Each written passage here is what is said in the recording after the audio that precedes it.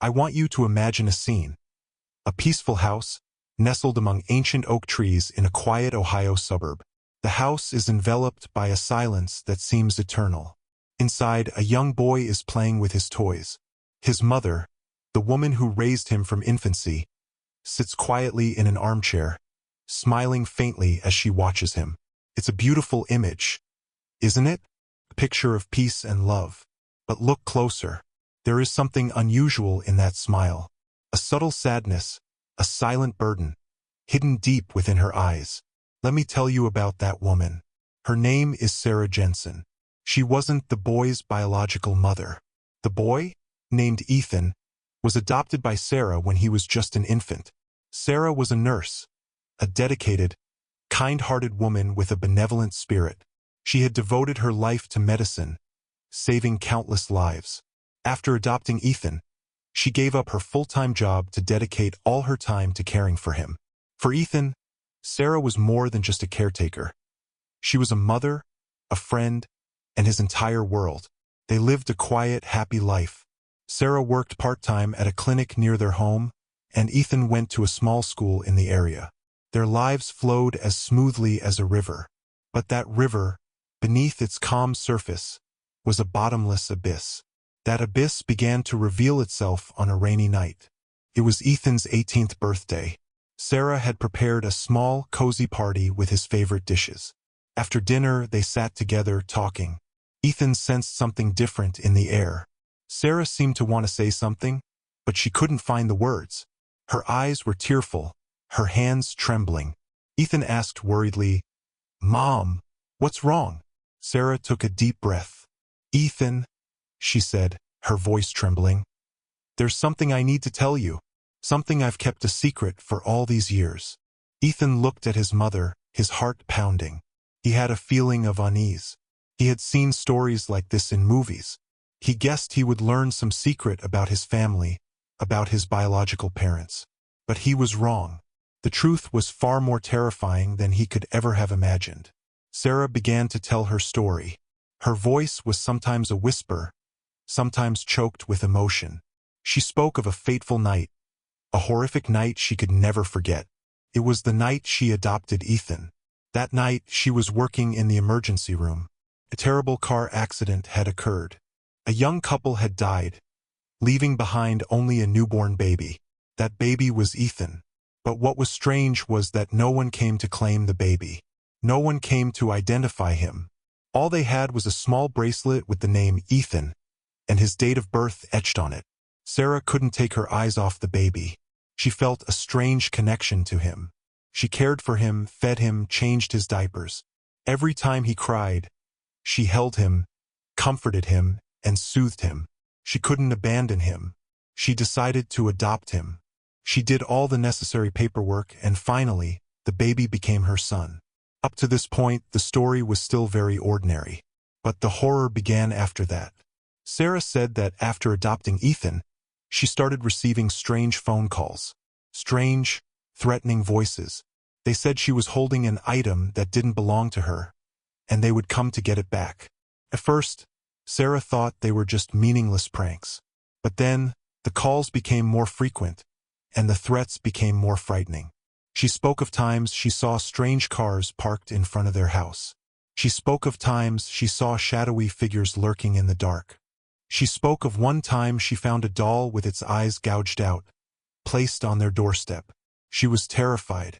She installed security cameras, and she even bought a gun to protect herself and Ethan. "But no one believed me," Sarah said, tears streaming down her face. "They said I was paranoid. They said I was overly stressed. I couldn't tell anyone the truth. I had to keep it a secret. I had to protect you." Ethan sat still, not saying a word. He couldn't believe what he was hearing. He looked at his mother, the woman he trusted most in the world. She had been living in fear for all these years. All because of him. "Why?" Ethan asked, his voice hoarse. "Why would someone want to harm me? Who am I?" Sarah looked at her son, her eyes filled with pain. "I don't know," she said. "I've tried to find out. I've tried to find the truth. But all I found were vague clues. There's a secret organization, Ethan. They don't want you to exist.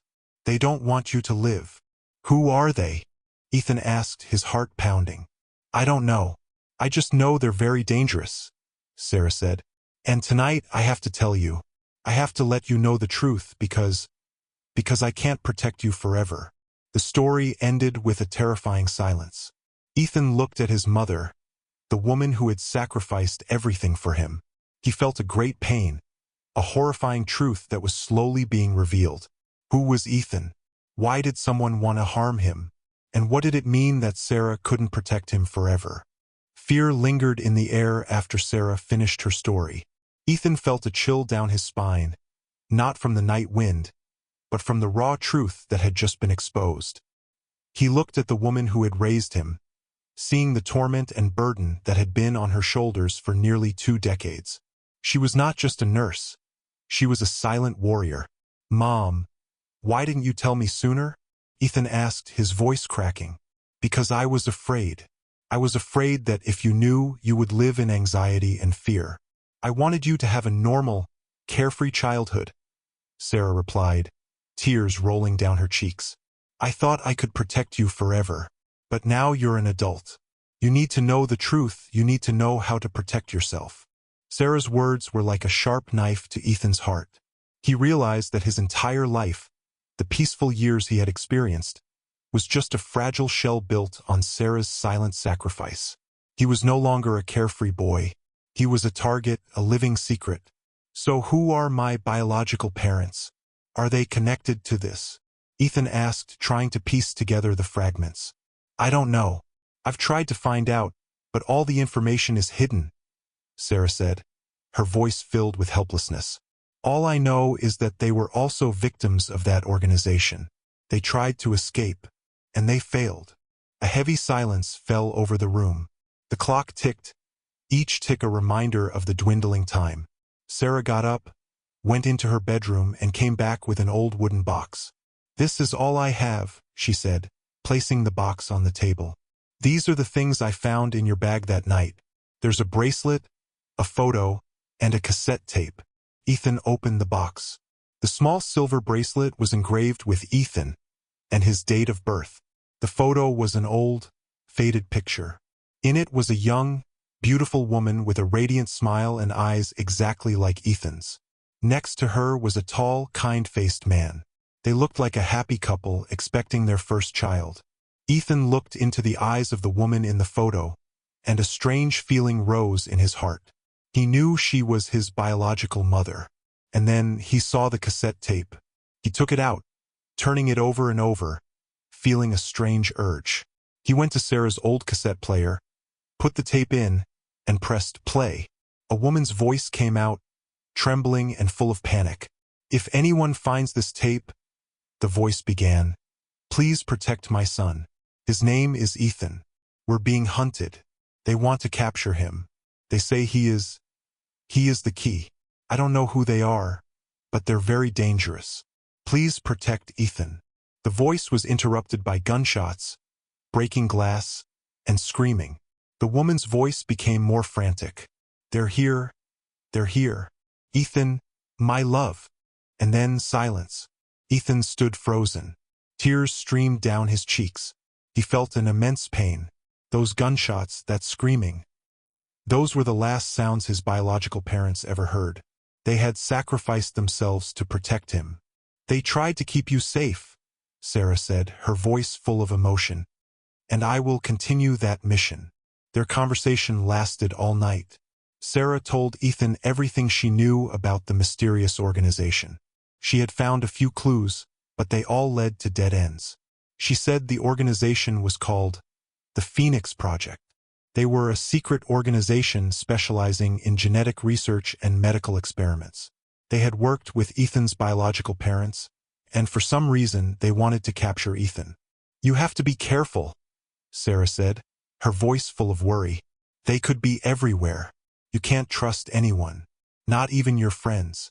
They could be spies. Sarah's words made Ethan feel lonelier than ever. He couldn't trust anyone. He couldn't have a normal life. He was a secret. He was a target. But Ethan was not a weak boy. Fear was quickly replaced by anger. He wanted to find the truth. He wanted to know why that organization wanted to capture him. He wanted revenge for his biological parents, and to repay Sarah, who had protected him for all these years. "Don't worry, Mom," Ethan said, his eyes becoming resolute. "I won't let anyone harm you, and I will find the truth. I will find them." Sarah looked at her son.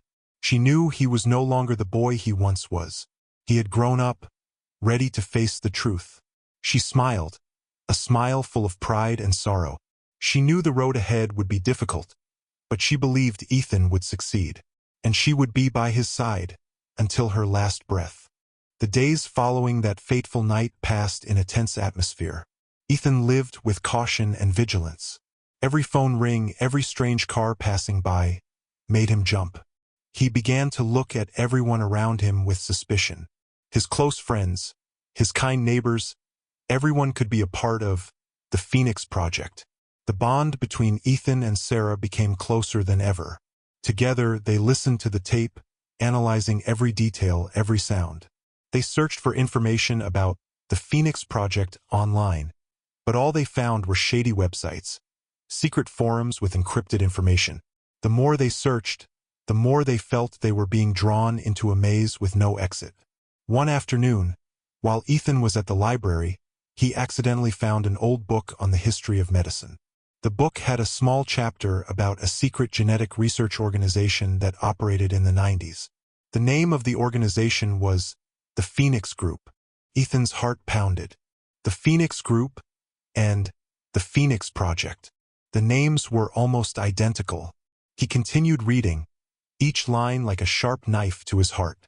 The book told of a major scandal, a mysterious case involving the kidnapping of newborns and human experimentation. The case was covered up, and the organization disappeared without a trace. Ethan took pictures of all the relevant pages, ran home, and showed them to Sarah. Sarah looked at the photos, her face pale. "That's right," she whispered. "It's them. I've heard of that scandal. I never thought you were a victim of it." They continued to search for information. One of the names mentioned in the book was Dr. Robert Caldwell, a talented scientist who mysteriously disappeared after the scandal.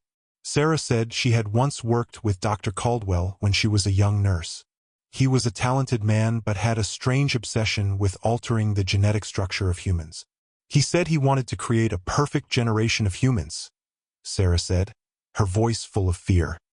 He wanted to eliminate all genetic diseases, all human flaws. I thought he was crazy. "So he might have kidnapped me?" Ethan asked. "No," Sarah said. "I don't think so. He was a very careful person. He never left any traces. I think your biological parents might have been the ones who worked with him. They discovered some secret, and they tried to escape. They decided to search for Dr. Caldwell. They looked for information about him online, on scientific forums, and on old news websites. Finally, they found an old address for him in a suburb of Pennsylvania. "We have to go there," Ethan said. "We have to find the truth." Sarah hesitated. "It's too dangerous," she said. "We don't know who is watching us." "Mom," Ethan said, his eyes filled with determination. "We can't live in fear forever. We have to find the truth. I can't live a life not knowing who I am." Finally, Sarah agreed. They prepared a detailed plan, bought train tickets to Pennsylvania, and set off. On the way, they didn't talk much. Ethan looked out the window, watching the houses and fields pass by. He wondered if those ordinary people knew that another world, a dark and dangerous world, existed right beside them. When they arrived, Dr. Caldwell's house was abandoned. A thick layer of dust covered everything, and spiderwebs hung everywhere. They walked through the rooms, feeling a strange chill. In his study, they found an old computer. Ethan turned it on, and after a few tries, he found the password. The screen displayed a folder with encrypted names. Ethan opened a file. It was an experiment report. Experiment Phoenix 17. The report title read. Ethan read every line, every word. He didn't understand all the scientific terms, but a few keywords caught his attention. Mutated gene, superhuman power, special abilities. He read on, and then he found a name, Ethan. The report said that Ethan was the only surviving experiment subject.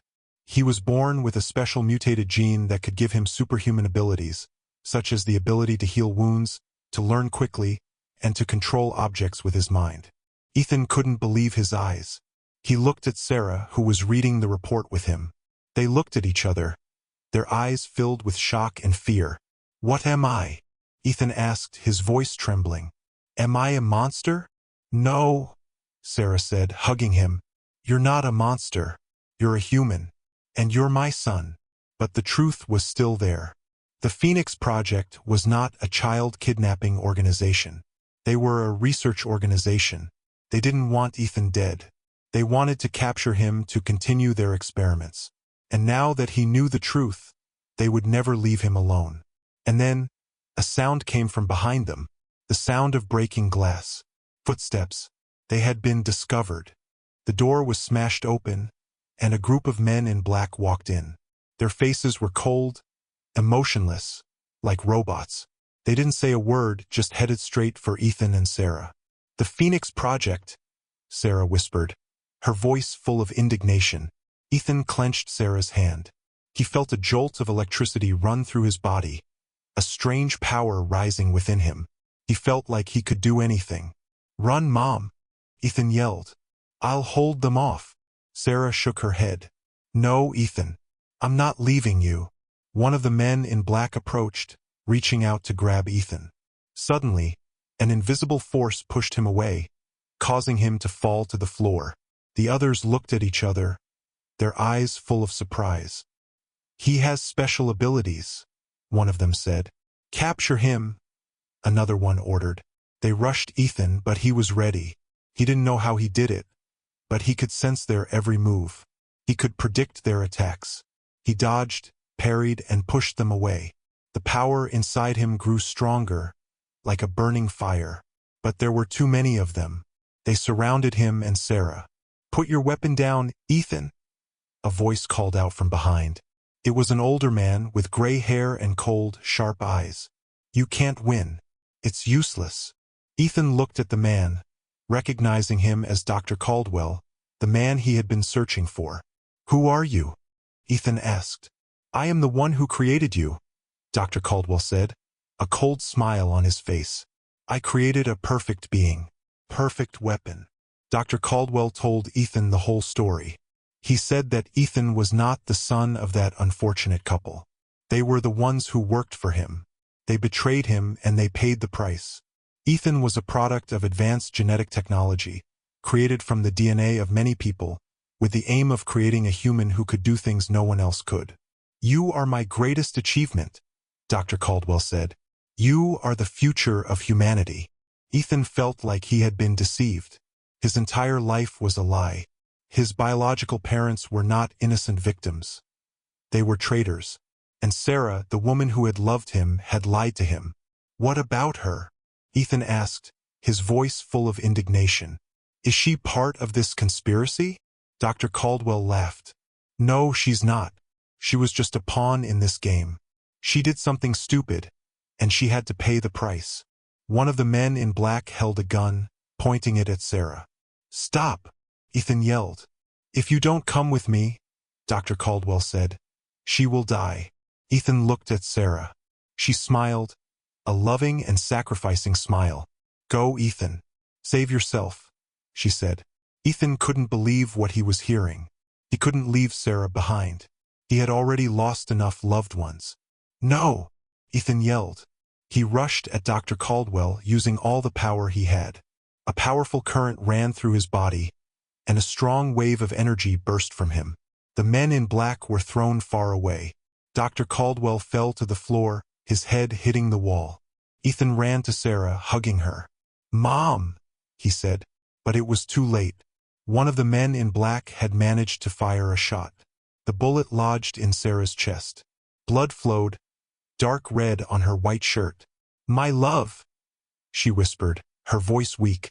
"Live for me." And then she closed her eyes. Ethan screamed, a cry of pain and anger. He held Sarah, feeling her body grow cold. The men in black got up, ready to fight. But Ethan was no longer a boy. He had become a monster. He stood up, his eyes bloodshot, his gaze full of hatred.